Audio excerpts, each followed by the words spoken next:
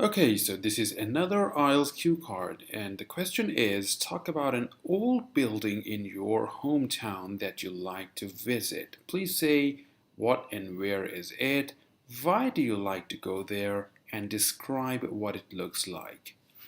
So, as usual, you should spend about 1 minute to brainstorm on various points, and the purpose of this video is not only to present you with some ideas, that is the brainstorming part, but also to present an organized response. Remember, uh, an organized response will fetch you more bands than an unorganized, chaotic, or haphazard response. And it is only during brainstorming session that you can come up with some good ideas and organize those ideas so that you can deliver them in a more structured manner during the 2 minute speaking time. So let us come to the question. Talk about an old building in your hometown. So it need not be your hometown. You can say you can change your hometown to suit your needs. I mean, you can say that I'm from Agra. You may not be from Agra, but you can say I'm from Agra, and a famous old building in my city is Taj Mahal. Or you can say that I'm from Washington, and the famous old building in my city is the White House. Or you can say I'm from Delhi, and a famous old building from my city is Red Fort. So you can change your place of residence to suit your needs. You can change um, the residence according to the building that you are really aware of. So it need not be that you have to think about an old building from your own city. Okay, so this exam is not about factual corrections or factually correct information. This is about communication. Okay, so you can talk about Taj Mahal, White House, Red Fort, name the country, name the city. Um, what I have come up with is the Washington House, which is more famously called the President's House in the United States. It's in Pennsylvania, and I have explained it, though the information is factually incorrect because I've never been to that place, but I have communicated the ideas. So just click on the link below this YouTube video and you will read my answer. Okay, so what and where is it? I think this is amply clear. It's name the city, name the place, and name the country, and that's good for the first part. The second part, why do you like to go there? The second part requires more structured response. You have to give 2 or 3 reasons why you go there, and you cannot give haphazard reasons.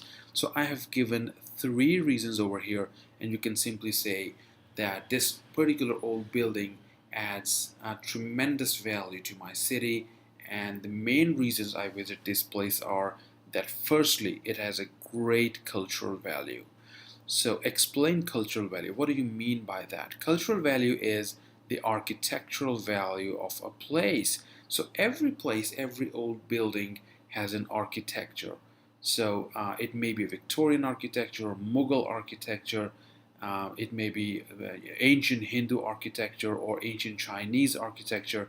So just mention that. There's no need to explain the architecture, but you can just mention that I love visiting this place because this place represents the traditional Indian Mughal architecture, and I love visiting this place for its beautiful inscriptions, very well arranged paintings, marble flooring, as well as a great part of architecture is the entrance of the building, the height of its halls, everything. So you can just think about a few things, quickly scribble them down, 1 or 2 things, not a lot, just 1 or 2 things, and that will be good. Secondly, then you can come to secondly, I visit this place for its historical value. So what is historical value? It is the life of people who shaped the past and continue to influence the present. So this place has a great historical value. And why does it have historical value? In my answer, I say that various presidents have lived in this place, and George Washington laid the foundation of American democracy. So you can talk about the historical value of that particular place. Okay.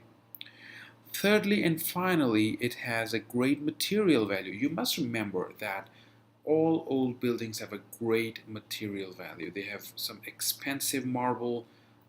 There is hardwood, which is rarely found these days. It's really old hardwood, and as you may all may be knowing that the older the wood is, the more costly it is.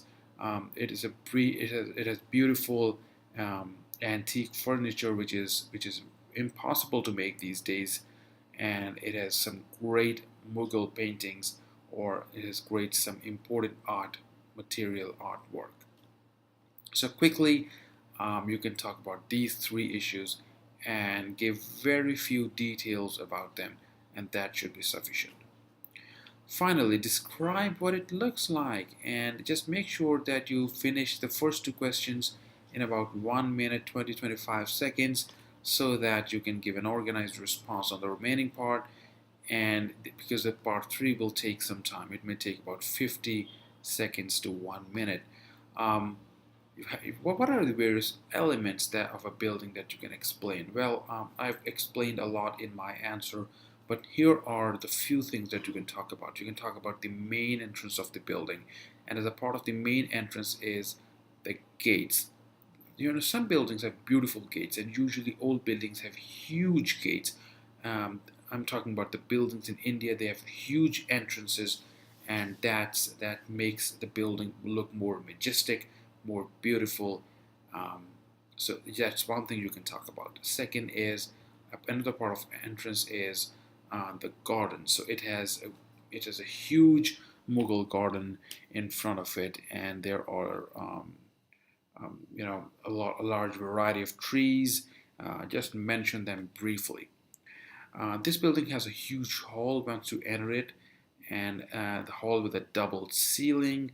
It used to be a waiting area for the president's visitors, for the visitors to the president. So that's what um, that's what I've talked about in my answer.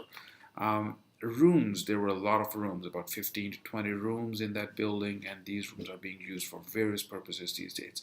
If you're talking about some architectural places in India, you can also talk about the minarets. Okay, so there are various parts of a building. You can talk about its kitchen. It has a huge kitchen and a great waiting area for various dignitaries. So there's a waiting area.